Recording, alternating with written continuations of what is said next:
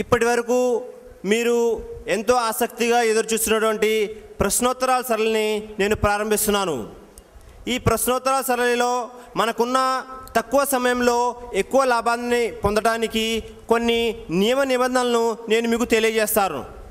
వీటిని మీరు తప్పకుండా పాటిస్తారని నేను ఆశిస్తున్నాను. ప్రశ్నలు అడిగేవారు సూటిగా అడగవలను, స్పష్టంగా తెలుగులోనే మాత్రమే అడగవలను. ఇంకా ప్రశ్నలు అడిగేవారు ఒక సమయంలో ఒక ప్రశ్న మాత్రమే అడగవలను. ఒకటి కన్నా ఎక్కువ ప్రశ్నలు ఉంటే వారు తిరిగి వెళ్ళి క్యూ పద్ధతిలో నిలబడవలను. ఇంకా ప్రశ్నలు అడిగేవారు వక్తతో వాదోపవాదాలు చేయరాదు.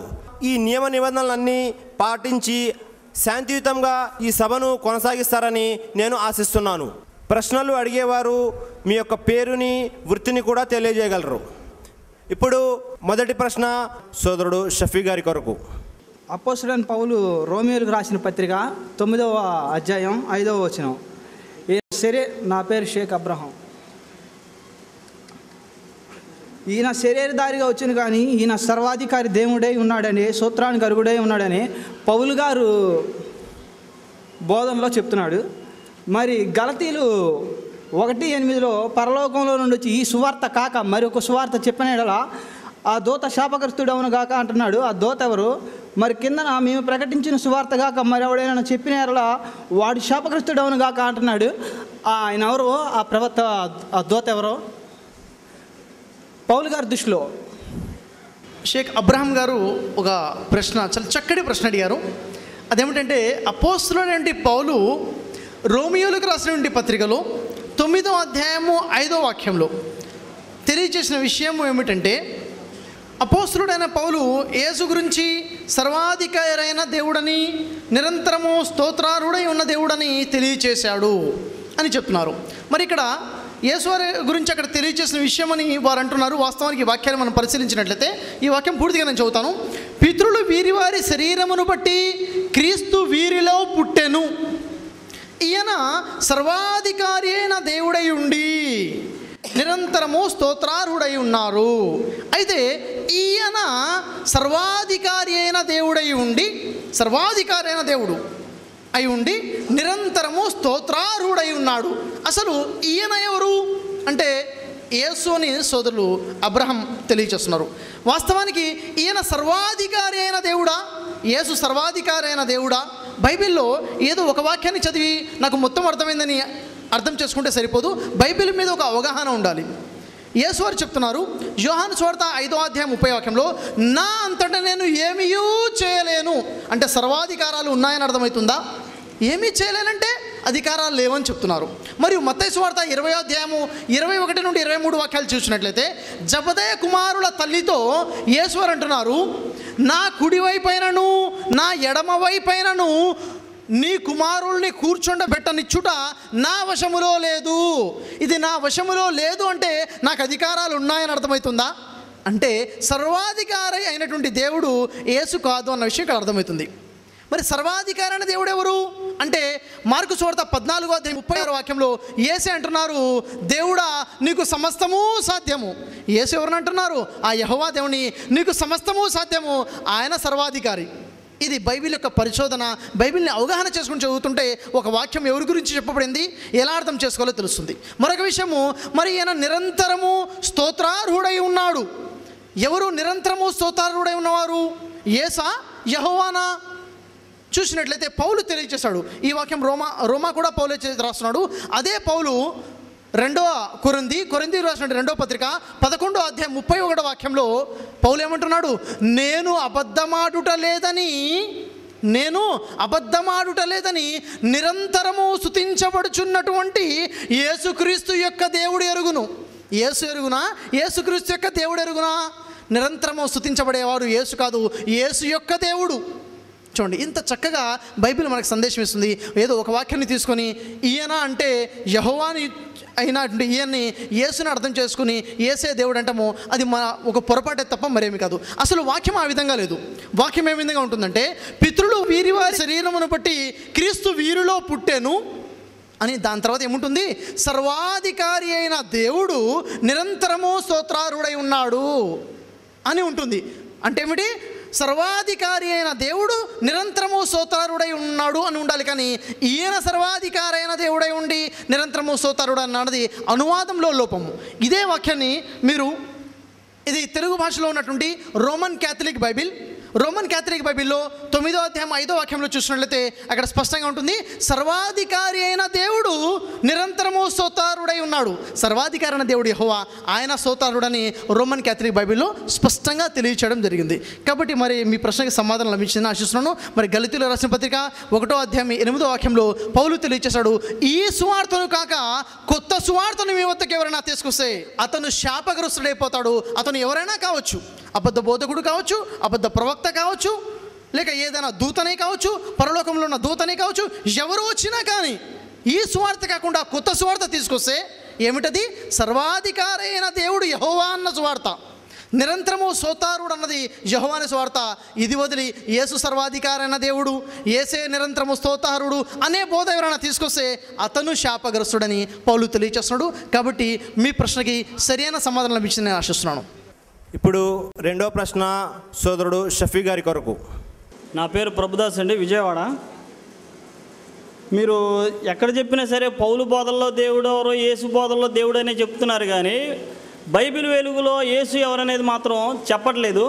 ఇప్పటికిప్పుడు మీరు చెప్పింది ఏంటంటే ఏన అని ఉన్నది. అసలు ఏన అనే దానికి అర్థం ఏంటి, ఆయన అనే దానికి అర్థం ఏంటి, అది రీజన్ తీసుకోవాలని మీరు. అంతేగాని ఏన ఉన్నప్పుడు యేసుక్రీస్తుకి వర్తించింది, కానీ ఆయన ఉన్నప్పుడు అది తండ్రికి వర్తిస్తుందని మనం అర్థం చేసుకోవాలండి. క్రైస్తవులందరూ ప్రతి ఒక్కరు ఇలాగ మాట్లాడుతున్నారు అంటున్నారు, కానీ మీరు అలా కాకుండా బైబిల్ వెలుగులో యేసు ఎవరని పెట్టుకోవాలి. అందుకని పెట్టుకోకుండా మీరు పౌలు బోధలు ఎవరు, యేసు బోధలు దేవుడు అని సోదరులారా, మీ ప్రశ్న ఏంటనేది కాదండి.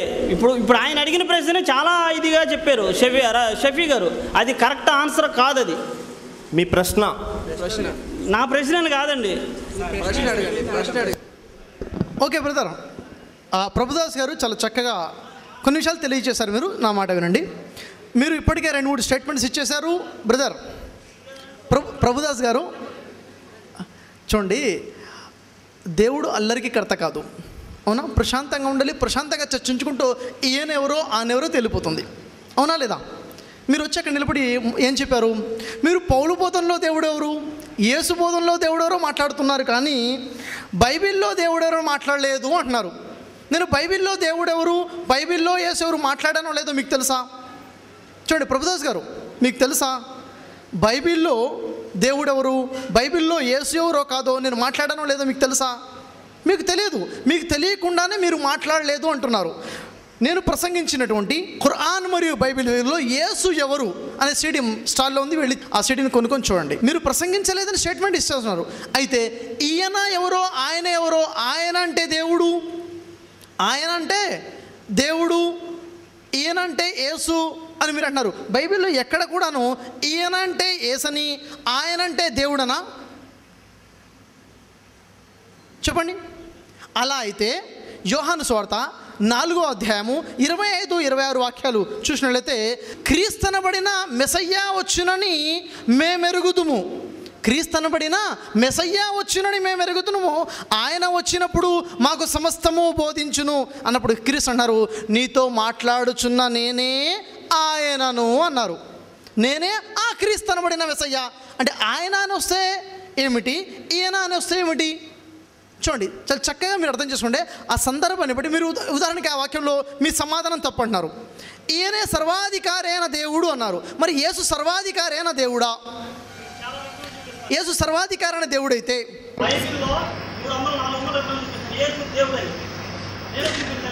యేసు దేవుడని బైబిల్లో నుంచి 300-400 లేఖనాలు చూపిస్తా అంటున్నారు.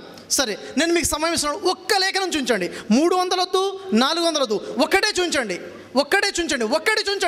యేసు దేవుడని పూర్తి బైబిల్ నుంచి ఒక్క లేఖనం చూపించండి. 300 అవసరం లేదు, 400 అవసరం లేదు. ప్రభుదాస్ గారు, పూర్తి బైబిల్ నుంచి ఒక్క లేఖనం చూపించండి. సోదరులారా, దయచేసి ఎవరు క్లాప్స్ కొట్టమాకండి, అది మంచి పద్ధతి కాదు. ఏదైనా మంచి విషయం చెప్పినప్పుడు అల్హమ్దుల్లా అనాలి. మీరు చేసిన ఈ పని వల్ల మన ముస్లిమేతర సోదరులకి మనసు బాధ కలిగే అవకాశం ఉంది. కాబట్టి ప్రభుదాస్ గారు, నేను మిమ్మల్ని ప్రశ్నిస్తున్నాను, బైబిల్లో యేసు దేవుడని 300 లేఖనాలు 400 లేఖనాలు అవసరం లేదు, కానీ ఒక్క లేఖనం చూయించండి, మీరు చూయించండి. మరి యేసు చూడండి, ఒక్క లేఖనం కూడా బైబిల్లో యేసు దేవుడని లేదు. ఇది నేను మీకు ఛాలెంజ్ చేస్తున్నాను. ప్రభుదాస్ గారికి ఆ ఒక్క లేఖనం ఎక్కడుందో తెలిస్తే వెంటనే నేను చూపిస్తానని బైబిల్ తెరిచేవారు, లేఖనం చూపించేవారు. బైబిల్ తెరిచి లేఖనం చూపించడం లేదంటే బైబిల్లో ఎక్కడ కూడాను యేసు దేవుడని ఒక్క లేఖనం కూడా లేదన్న విషయం మనకు స్పష్టంగా అర్థమవుతుంది. ఇప్పుడు సమయం తక్కువ ఉన్నది కావున చివరి ప్రశ్న సోదరుడు షఫీ గారి కొరకు. నా పేరు దానియేల్ అండి. మరి యేసు ప్రభువారు దేవుని కుమారుడు, దేవుని సేవకుడని మరి ఇప్పుడు వక్త చెప్పారు. మరి ఆయన దేవుడు కాదు, దేవుని కుమారుడు, యెహోవా ఆయనే దేవుడు, యేసు ప్రభు ఒక సేవకుడు అని చెప్పారు. మరి యెషయా గ్రంథంలో ప్రవచనాలన్నీ కూడా ఎవరి కోసమండి? తర్వాత యోహాను సువార్త 1:14 ఆ వాక్యమే శరీరధారి అయి కృపా సత్య సంపూర్ణంగా మన మధ్య నివసించినది ఉంది. తర్వాత హెబ్రీ 2:14 ఆయన కూడా రక్తమాంసంలో పాలు పొందినవాడు అని ఉందండి. మరి ఈ ప్రవచనాలు, ఈ వాక్యాలు, తర్వాత ఫిలిప్ అనే శిష్యుడు యేసయ్యను అడుగుతారు. మీరు ఇప్పటికే 3 ప్రశ్నలు అడిగేశారు. అంతట్లో సమయం తక్కువ ఉంది, మన పోలీస్ అధికారులు కూడా వచ్చున్నారు. చివరి ప్రశ్న తీసుకోవడం తక్కువ సమయం ఉంది కాబట్టి మీరు అడిగినటువంటి 3 ప్రశ్నల్లో 1 లేదా 2 ప్రశ్నలు సమాధానం చెప్తాను. వారు అంటున్నారు, వక్త గారు ప్రసంగించేటప్పుడు యేసు దేవుడు కాదు, యేసు దేవుని కుమారుడు కాదని చెప్పారు. మరి యెషయా ప్రవక్త చెప్పినటువంటి లేఖనాలు ఎవరి గురించండి అంటున్నారు. నేను అన్నాను, యెషయా ప్రవక్త చెప్పినటువంటి లేఖనాలు యేసు గురించే. అయితే ఏమిటా లేఖనాలు? ఉదాహరణకి యెషయా గ్రంథము 42వ అధ్యాయము 1వ వాక్యం చూసుకోండి. ఈ వాక్యం ఎవరి గురించి? యేసు గురించి. ఏమనుంది? ఇదిగో నేను ఆదుకును నా సేవకుడు అంటున్నాడు. దేవుడు ఏమంటున్నాడు? ఇదిగో నేను ఆదుకును నా సేవకుడు. ఈ లేఖనం యేసు గురించే. ఈ లేఖనం ప్రకారంగా యెషయా చెప్పిన లేఖనం ప్రకారంగా యేసు దేవుని సేవకుడని స్పష్టంగా అర్థమవుతుంది. కాబట్టి మీ ప్రశ్నకి సమాధానం లభించని నేను ఆశిస్తున్నాను. సమయం తక్కువ ఉంది కాబట్టి మరి మీరు యొక్క మరొక ప్రశ్న నేను తీసుకోవడం లేదు. ఈనాటి ఈ సభ శాంతియుతంగా జరిగినందుకు అల్లాహకు కృతజ్ఞతలు తెలుపుకుంటున్నాను. ఇప్పుడు